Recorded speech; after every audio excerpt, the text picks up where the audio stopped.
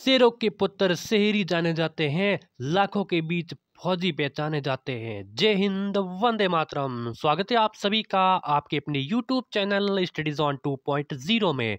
साथियों, Indian army Agniveer भर्ती परीक्षा के लिए 22 अप्रैल से जो आपका पेपर स्टार्ट है, उनके लिए हम स्टार्ट किए जो मॉडल पेपर नंबर आज की 3 रहने वाली है। ठीक है, टोटल हम 50 मॉडल पेपर को सॉल्व करने वाले, जिसमें कोई टारगेट लेके चल रहे हैं जीके और जीएस का। किसका? जीके एंड जीएस के 30 क्वेश्चन मॉडल पेपर में रहने वाले हैं। जो सभी क्वेश्चन है वो सिलेक्टिव क्वेश्चन है। ठीक है, तो क्लास को एंड तक देखना है। चैनल पे नए हैं तो इनको आज से ही सब्सक्राइब कर देना, क्योंकि हम पूरे 50 मॉडल पेपर, कितने? पूरे 50 मॉडल पेपर लगातार सॉल्व करेंगे और इनकी प्लेलिस्ट भी बनी हुई है, आपको जाके देखना है तो देख लेना। ठीक है, तो हम लगातार मॉडल पेपर का ये तीसरा मॉडल पेपर है और पहला भाग रहने वाला सामान्य ज्ञान से। ठीक है, 15% सामान्य ज्ञान से और 15 ही क्वेश्चन रहने वाले साइंस के। तो चलिए, पहला क्वेश्चन है कि भारत की सबसे बड़ी पेट्रोलियम रिफाइनरी कहाँ पे स्थित है। बहुत ही इंपॉर्टेंट क्वेश्चन है। भारत की सबसे बड़ी पेट्रोलियम रिफाइनरी कहाँ पे स्थित है? जामनगर है, डिगमोई है, मुंबई है, या फिर विशाखापट्टनम है। क्या आंसर हो जाएगा? जल्दी से इसका आंसर बताइए। तो सही ऑप्शन की बात करें, यहाँ पे हो जाएगा जामनगर। भारत की सबसे बड़ी पेट्रोलियम रिफाइनरी कहाँ पर है? ये जामनगर है। जामनगर गुजरात में है। ठीक है, रिफाइनरी रिलायंस इंडस्ट्री लिमिटेड की स्वामित्व वाली कंपनी है। ठीक है, इसको याद करना, पहला ऑप्शन सही हो जाएगा। अगला सवाल है कि निम्न में से किस देश को हजारों झीलों का देश भी कहते हैं? इसमें से किस देश को हजारों झीलों का देश कहा जाता है? तो यहाँ पे न्यूजीलैंड है ऑप्शन में, फिनलैंड है, थाईलैंड है, या फिर कानपुर है। इसका आंसर बताइए क्या हो जाएगा जल्दी से इसका आंसर। तो यहाँ पे फिनलैंड को हम करेंगे करेक्ट आंसर। ठीक है, मैं आपको 2 से 3 सेकंड का समय दूंगा, जिससे आप अपना आंसर है चूज कर सको।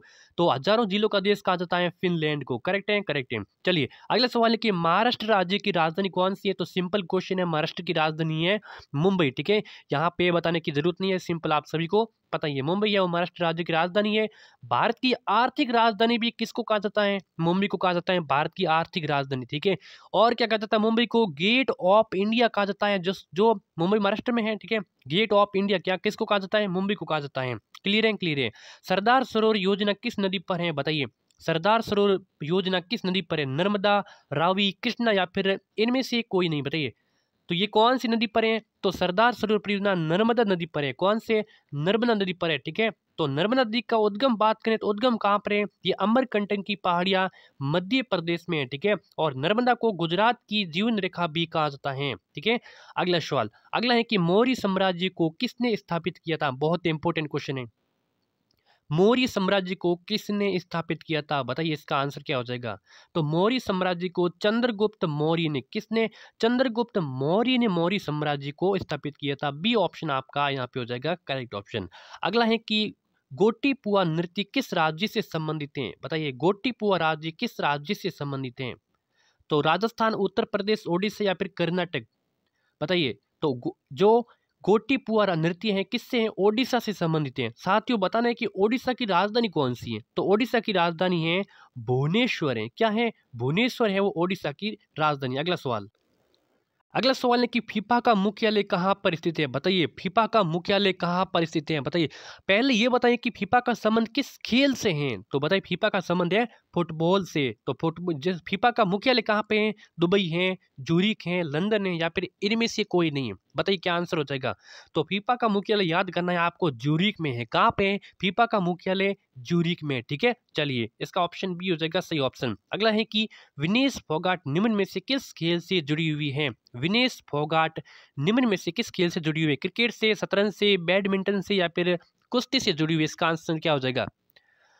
तो यहाँ पे राइट आंसर हो जाएगा कुश्ती। बिल्कुल, विनेश फोगाट का संबंध है वो कुश्ती से, किस कुश्ती खेल से जुड़ी हुई है। कौन है? विनेश फोगाट है। ठीक है, और भारतीय महिला पहलवान की बात करें तो कौन कौन सा? ये जो विनेश फोगाट कुश्ती की है, ये भारतीय पहलवान है। किस देश की है? भारतीय पहलवान की है। ठीक है, चलिए, अगला सवाल है कि रानी की वाव नामक बावड़ी किस प्रदेश में स्थित है? बहुत ही इंपॉर्टेंट प्रश्न है। रानी की वाव नामक बावड़ी किस प्रदेश में? हरियाणा, कर्नाटक, राजस्थान, या फिर गुजरात में है? तो इसका सही ऑप्शन हो जाएगा गुजरात। ठीक है, रानी की वाव किस राज्य में है? ये गुजरात है। ठीक है, साथ ही गुजरात की राजधानी कौन सी है? गुजरात की राजधानी है गांधीनगर। मैं राजधानी क्यों बता रहा हूँ, क्यों? क्योंकि आपको एक सवाल पूछा जा सकता है हर शिफ्ट में, जो राज्य और राजधानी, और एक कौन सा है? एक हो जाएगा मुख्यमंत्री वाला। ठीक है, मुख्यमंत्री संबंधित और एक राज्यपाल संबंधित। इनसे संबंधित मैंने वीडियो कंप्लीट बना लिया है, वो भी देख लेना। महात्मा गांधी के द्वारा प्रकाशित की गई पत्रिका का नाम बताना है। यंग इंडिया है, स्वतंत्र केसरी है, इंडिया मिरर, या फिर इनमें से कोई नहीं। महात्मा गांधी जी के द्वारा प्रकाशित की गई पत्रिका का नाम क्या है? बहुत ही इंपॉर्टेंट क्वेश्चन है। तो यो है यंग इंडिया। क्या है? यंग इंडिया है, महात्मा गांधी के द्वारा प्रकाशित की गई है पत्रिका का नाम है। पहला ऑप्शन इसका हो जाएगा सही ऑप्शन। अगला है कि नोबेल पुरस्कार जीतने वाला पहला भारतीय कौन था? बहुत ही इंपॉर्टेंट क्वेश्चन है। नोबेल पुरस्कार जीतने वाला पहला भारतीय मदर टेरेसा, हरगोविंद खुराना, सीवी रमन, या फिर इनमें से कोई नहीं। इसका आंसर क्या हो जाएगा? तो यहाँ पे सही आंसर की बात करें तो नोबेल पुरस्कार का जीतने वाला पहले भारतीय यहाँ पे इनमें से तो कोई नहीं है। न ही मदर टेरेसा है, न ही हरगोविंद खुराना है, न ही सीवी रमन है, यानी कि इनमें से कोई नहीं। तो कौन है? तो नोबेल पुरस्कार जीतने वाला पहला भारतीय कौन है? वो है रविंद्रनाथ टैगोर है। सन 1913 में गीतांजलि पुस्तक के लिए नोबेल पुरस्कार रविंद्रनाथ टैगोर को प्राप्त किया गया था। ठीक है, अगला सवाल, विश्व रेड क्रॉस डे कब मनाया जाता है? बताइए, विश्व रेड क्रॉस डे कब मनाया जाता है? 8 मार्च को, 1 मई को, 8 मई को, या फिर इनमें से कोई नहीं? क्या आंसर हो जाएगा? तो 8 मई को। कब? 8 मई को विश्व रेड क्रॉस डे मनाया जाता है। ठीक है, चलिए इसका आंसर सी हो जाएगा सही आंसर। ताशकंद समझौता कब हुआ था? ताशकंद समझौता कब होता? 1954 में, 1972 में, 1966 में, या फिर इनमें से कोई नहीं? ताशकंद समझौता कब हुआ था? बताइए। तो 1966 में। कब? 1966 में ताशकंद समझौता हुआ था। ठीक है, ऑप्शन नंबर सी हो जाएगा सही आंसर। याद कर लेना है, ताशकंद समझौता कब हुआ था? 1966 में हुआ था। ठीक है, अगला सवाल है कि विश्व में सुपर कंप्यूटर सबसे पहले किसके द्वारा डिजाइन किया गया था? सेमोर क्रे के द्वारा, IBM के द्वारा, सी डेक के द्वारा, फिर इनमें से कोई नहीं। विश्व में सुपर कंप्यूटर सबसे पहले किसके द्वारा डिजाइन किया गया था? तो ये किया गया था सेमोर क्रे के द्वारा। किसके द्वारा? सेमोर क्रे के द्वारा। पहला ऑप्शन सही ऑप्शन। अगला, NIC का अध्यक्ष कौन है? बताइए, NIC का अध्यक्ष कौन होता है? प्रधानमंत्री होता है, राष्ट्रपति होता है, उपराष्ट्रपति होता है, या फिर इनमें से कोई नहीं होता है? तो NIC का जो अध्यक्ष होता है वो प्रधानमंत्री होता है। कौन होता है? प्रधानमंत्री होता है। NIC का पूरा नाम क्या है? तो पूरा नाम है राष्ट्रीय एकता परिषद। क्या है? राष्ट्रीय एकता परिषद। इसकी स्थापना कब हुई थी? इसकी स्थापना हुई थी 1961 में। ठीक है, 1961 में हुई थी।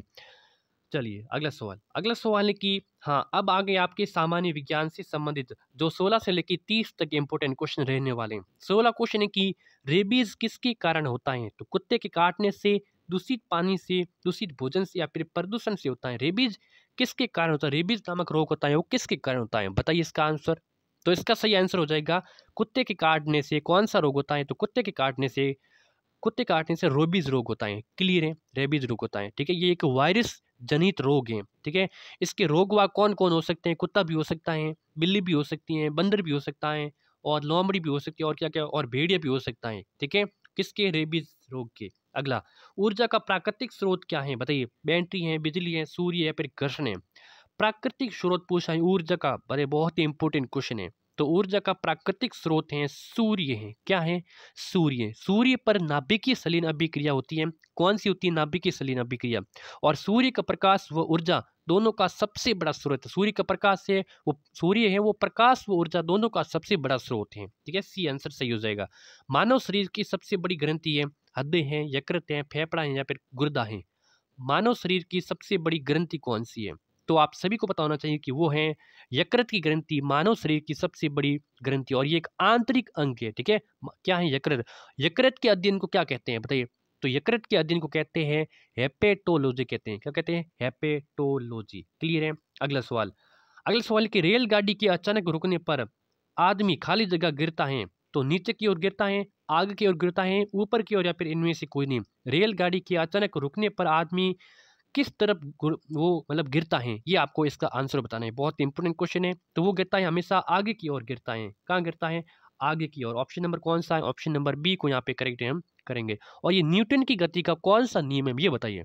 ये न्यूटन की गति के प्रथम नियम है। कौन सा है? प्रथम नियम। अगला सवाल, निम्न में से कौन सा रक्त समूह सर्वग्राही है? बताइए सर्वग्राही कौन सा है, सर्वग्राही रक्त समूह कौन सा है?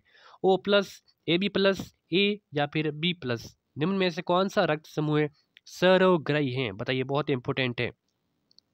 तो यहाँ पे ए बी प्लस है वो सर्वग्राही है, और ओ प्लस है वो क्या है, वो सर्वदाता है। क्या है, सर्वदाता कौन सा है, ओ है। ठीक है, और सर्वग्राही ए बी प्लस है। ऑप्शन नंबर बी बिल्कुल करेक्ट ऑप्शन हो जाएगा। अगला सवाल है कि मोटर कार की हेडलाइट में कौन सा दर्पण का प्रयोग किया जाता है? अवतल दर्पण का, उत्तल दर्पण का, साधारण, या फिर इनमें से कोई नहीं। मोटर कार की जो हेडलाइट होती है उनमें कौन सा दर्पण का प्रयोग किया जाता है?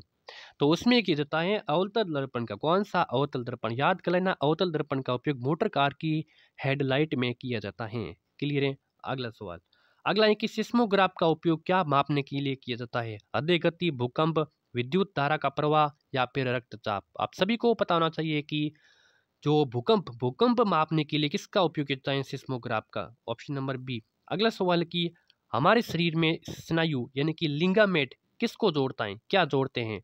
लिंगामेट होते हैं किसको जोड़ते हैं? मांसपेशियों से चमड़ी को, मांसपेशी से मांसपेशी को, हड्डी से हड्डी को, या फिर मांसपेशी से हड्डी को। बहुत ही इंपॉर्टेंट प्रश्न है, इसका आंसर क्या हो जाएगा?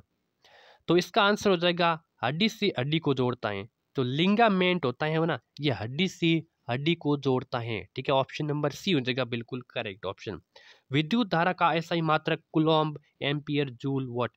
विद्युत धारा का ऐसा ही मात्रक क्या है? तो विद्युत धारा का ऐसा ही मात्रक है एम्पियर है। क्या है? एम्पियर है। ऑप्शन नंबर बी हो जाएगा सही ऑप्शन। ठीक है, ऑप्शन नंबर बी।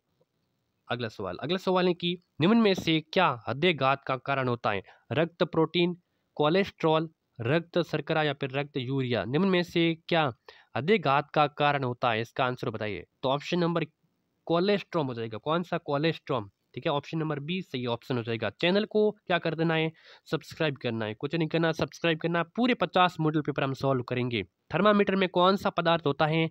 लोहा, तेल, पारा, या फिर पानी। थर्मामीटर में कौन सा पदार्थ होता है इनमें से?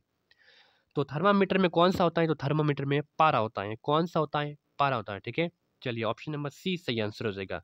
अगला सवाल, कार्बन एवं हाइड्रोजन की यौगिक को क्या कहते हैं? कार्बन और हाइड्रोजन की यौगिक को क्या कहते हैं? हाइड्रोकार्बन, कार्बनिक यौगिक, शर्करा, या फिर कार्बोहाइड्रेट कहते हैं। कार्बन एवं हाइड्रोजन की यौगिक को क्या कहते हैं? तो कहते हैं हाइड्रोकार्बन कहते हैं। ऑप्शन नंबर पहला सी ऑप्शन हो जाएगा। ठीक है, अगला सवाल, बॉक्साइट किस धातु का अयस्क होता है? सोना का, टिन का, एल्यूमिनियम का, तांबा का। बॉक्साइट किस धातु का अयस्क होता है? तो ये एल्यूमिनियम धातु का अयस्क होता है। कौन? बॉक्साइट। ऑप्शन नंबर सी सही ऑप्शन। सोडियम का रासायनिक नाम बताइए। ठीक है, N4HDSON है सोडियम का रासायनिक नाम। सिंपल है, Na सोडियम का रासायनिक नाम। ठीक है, सल्फ्यूरिक अम्ल हैं, तो सल्फ्यूरिक अम्ल इनमें से क्या है? Option A H2SO3, option B H2SO4, और ऑप्शन सी HCl, या फिर इनमें से कोई नहीं। कौन सा हो जाएगा? सल्फ्यूरिक अम्ल को क्या कहते हैं? तो ये कहते हैं H2SO4 कहते हैं, सल्फ्यूरिक अम्ल होता है। ठीक है, इसमें सल्फ्यूरिक अम्ल कौन सा? H2SO4। ऑप्शन नंबर बी सही आंसर हो जाएगा। तो बस 30 इंपोर्टेंट प्रश्न जो जीके एंड जीएस से लिए गए हैं, और सभी क्वेश्चन बहुत इंपॉर्टेंट है, डायरेक्टली एग्जाम में पूछे जाएंगे। और चैनल को ज़्यादा से ज़्यादा इनको शेयर करना है, सब्सक्राइब भी करना है, नोटिफिकेशन को भी ऑन कर देना है। ठीक है, जय हिंद, वंदे मातरम, धन्यवाद।